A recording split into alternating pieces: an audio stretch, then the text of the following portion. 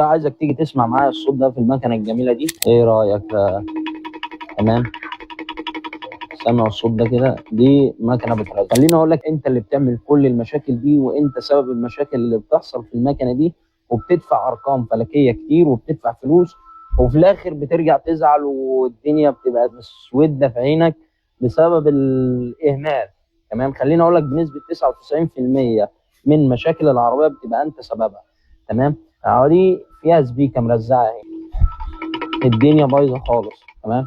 خليني بقى اوريك شكل السبيكه طالع عامل ازاي. بص بقى، عايزك تيجي تتفرج هنا السبيكه عامله ازاي. مفيش سبيكه، يعني الدنيا ضايعه.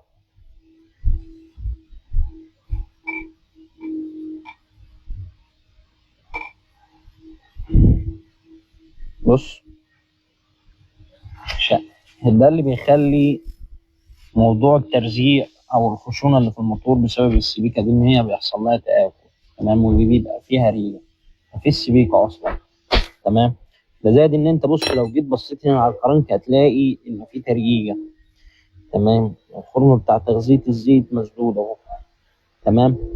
فانت بتبقى سبب المشاكل دي كلها لو انت بتغير زيت في ميعاده. تمام. وبتحط الزيت اللي مخصص للمكنه بتاعته بخصائصه بزوت الزيت المعينه، مش هتوصل للمرحله دي ومش هتدفع فلوس بالشكل اللي انت شايفه ده. قول لي نوع عربيتك ايه، اكتب لي في التعليقات تحت، وهتلاقي حد بيرد عليك في اقرب وقت ويقول لك على نوع الزيت اللي انت هتحطه لعربيتك بخصائص الزيت باللزوقه بتاعت الزيت. ما تنساش كل فيديو نحل فيه مشكله، بس التجربه الحقيقيه مستنياك عندنا في فيكس.